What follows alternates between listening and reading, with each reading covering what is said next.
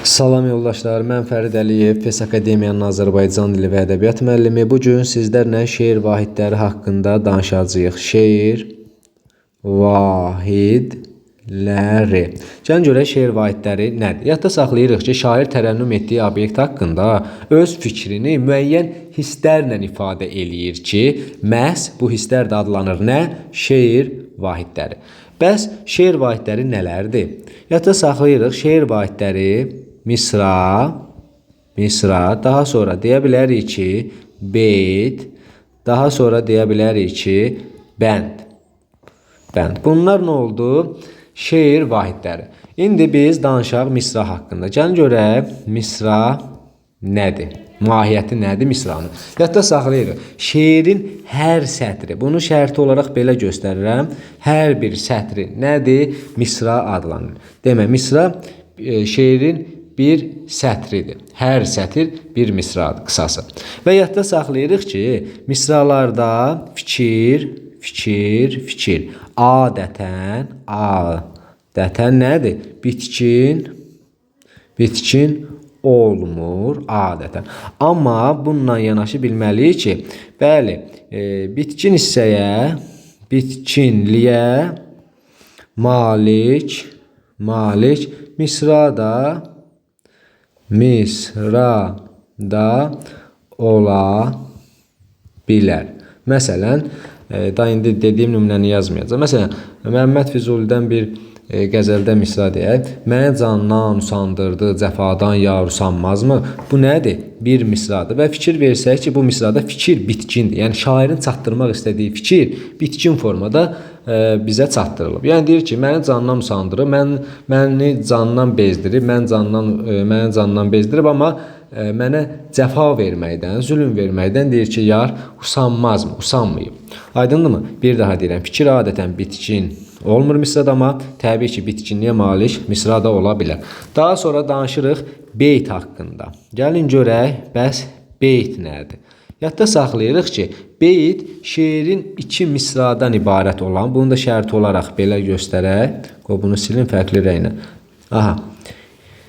Demək, iki misradan ibarət olan və qismən nə olmalıdır? Qismən bitkinlik olmalıdır. Bəli, bitkinliyə malik olur. Yəni, misradan fərqli olaraq beytdə artıq fikir nə olur? Qismən bitkin hissəyə malik olur. Daha sonra beytlərdə yadda saxlayırıq nəyi? İki misra olur, bunu dedik. Daha sonra beytlərin növləri var. Yəni, hansı növləri? Deyək ki, mətlə və yaxud məqtə, yəqin ki, eşitmisiniz. Məqtə, daha sonra şahbeyt. Şahbeyt anlayışları var. Bunlar nədir? Yadda saxlayırıq ki, mətlə beyt ilk beytdir. İlk beyt, yəni tülü sözündən götürülüb ilk beytdir. Məqtə beyt nədir? Məqtə beyt son beytdir. Son beyt, yəni bunu da belə yadda saxlayırıq ki, məqtədə əgər qarışdırırsınızsa, mətlədə yox, məqtədə nə hərfi var? G hərfi var.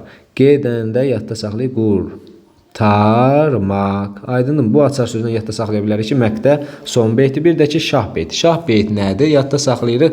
Şeirdə hər hansısa bir beyt həm məzmunca yadda saxlayırıq, həm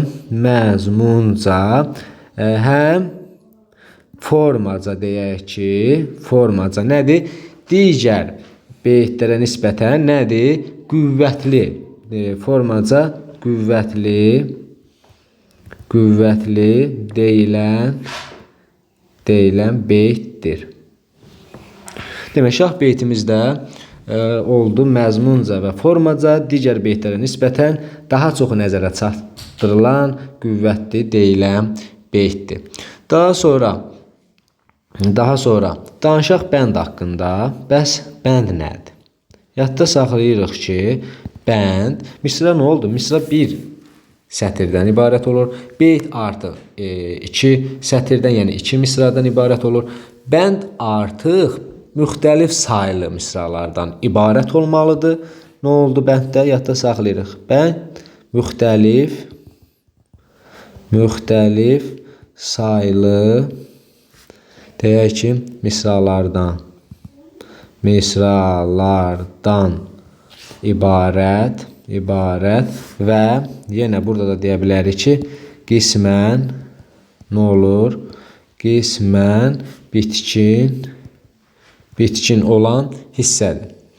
Daha sonra bənddə biz başqa nə deyə bilərik? Bəndlər təbii ki, deyək ki, bənd formasında yazılan bir çox şeir nümunələri var ki, onlar bir bəndli də ola bilər. Yazıram bura. Bir bəndli.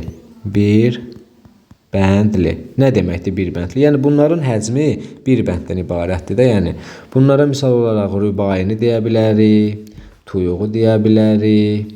Daha sonra bayatını misal göstərə bilərik ki, bunların həcmi yəni bir bənd olur da.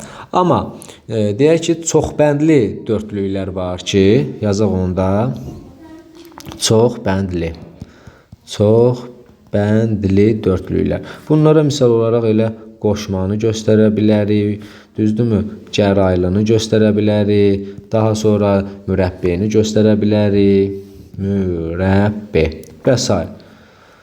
Bunlar da çoxbəndli dördlüklərdir. Daha sonra yəni çoxbəndli belə də bənd formasında yazıla bilənlər, yəni beşliklər də var, altılıqlar da var. Bunlara da misal olaraq təbii ki, müxəmməsi göstərə bilərik, müsəddəsi göstərə bilərik, müsəmməni göstərə bilərik ki, müsəmmən 8-li idi. Bir də ki, müəşşər də 10-luqdur.